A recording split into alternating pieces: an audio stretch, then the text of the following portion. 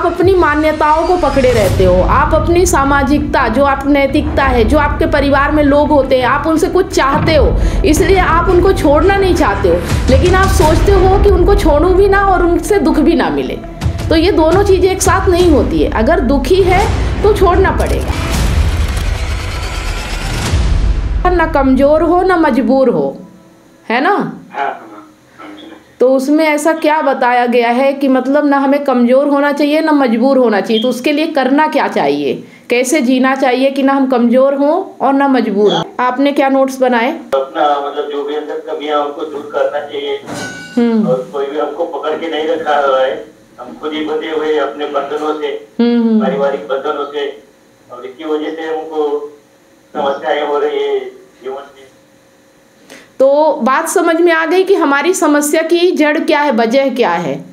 जैसे हम कहते हैं कि हमारी पत्नी हमें परेशान कर रही है। सभी लोग मेरे पास इसी सवाल को लेके आए हैं कि मेरी पत्नी से मैं परेशान हूँ और मैं कैसे उसे सही करूँ कि मेरा जीवन सही हो जाए, है ना।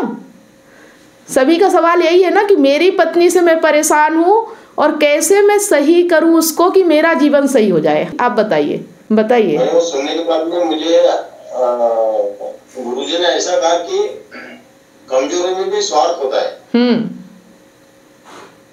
जैसे कमजोरी में भी अपना पूरी तो भी स्वार्थ छिपा होता है। जैसे उन्होंने एक लड़की को घोड़ी बना के बोला कि मेरे कान तक हाथ पहुंचे, तो कैसे पहुंचेगा? क्योंकि जब सब कुछ तुमको जगह पर ही मिल रहा है तो तुमको खड़े उठ के कुछ काम करने का यानी कमजोरी के पीछे भी अपना कोई तो भी स्वार्थ होता है। हाँ, है ना।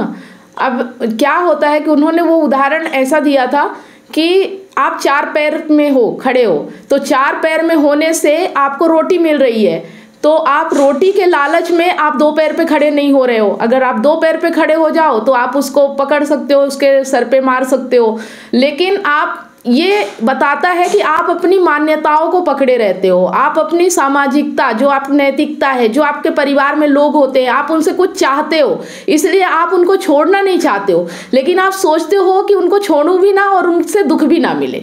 तो ये दोनों चीज़ें एक साथ नहीं होती है। अगर दुखी है तो छोड़ना पड़ेगा, और अगर दुख सह सकते हैं तो फिर सहने की ताकत रखिए, शिकायत मत करिए, है ना। अगर रहना है, आपकी मजबूरी है, तो फिर शिकायत करना गलत है। फिर ये मत देखिए, सहानुभूति मत बटोरिए कि मैं बड़ा दयाहीन हूँ, मुझ में रहम करो, मैं बहुत हीन भाव हूँ, मतलब ऐसा फिर अपने आप को दिखाना नहीं है, है ना। क्योंकि हमें पता है कि हमारा स्वार्थ है, इसलिए हम सह रहे हैं, तो फिर इसमें अब शिकायत क्या करना।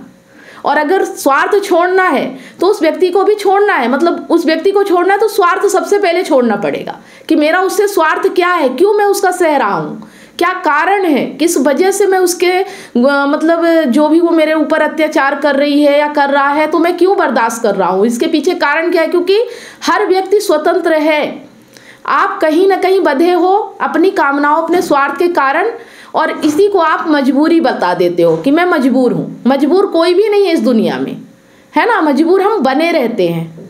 आ रही बात समझ में। जैसे कि उन्होंने एक उदाहरण दिया था कि उनकी कोट को पकड़ लिया, पीछे से उतार रहे हैं ना, अब वो अगर कोट का लालच करे कि मुझे नहीं छोड़ना है तो वो व्यक्ति उन पे हावी हो जाएगा, लेकिन उनने कोट के उतार के फेंक दिया, लो ले जाओ पकड़ लो, अब क्या पकड़ोगे, जो तुम पकड़ोगे मैं उसे ही छोड़ दूंगा, ठीक है ना, जो तुम पकड़ोगे मैं उसे ही छोड़ दूंगा, तो फिर मेरे ऊपर हावी कैसे हो पाओगे। तो ना कमजोर हो और ना मजबूर हो, इंसान हो, इंसान की तरह मजबूती से जियो।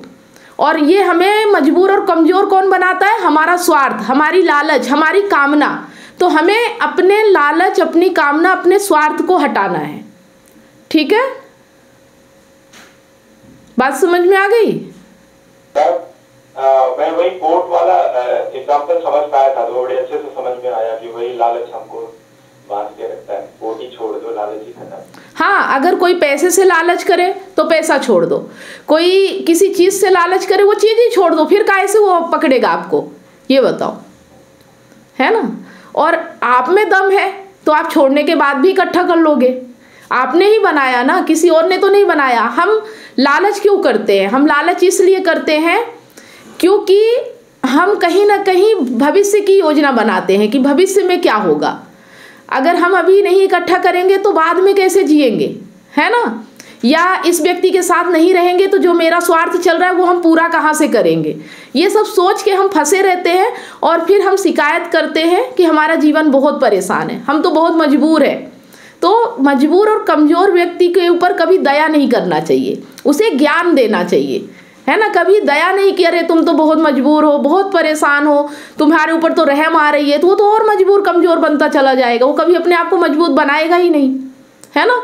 तो इसीलिए आप लोग मेरे पास आते हो तो मैं आप लोगों को ज्ञान तक लेके आती हूँ ताकि आप चीज़ों को समझ सको। और जब समझ जाओगे ना तो अपनी समस्या को खुद आप सॉल्व करोगे, फिर आपको मेरी ज़रूरत नहीं पड़ेगी। आप अपनी छोटी छोटी समस्याएं, रोज़मर्रा की समस्याएं खुद सॉल्व करना सीख जाओगे, फिर किसी और की ज़रूरत नहीं पड़ेगी। सिर्फ हमें पता नहीं होता है, हमें समझ नहीं होती है कि हम फंसे कहाँ हैं, हम किस मुसीबत में फंसे हैं।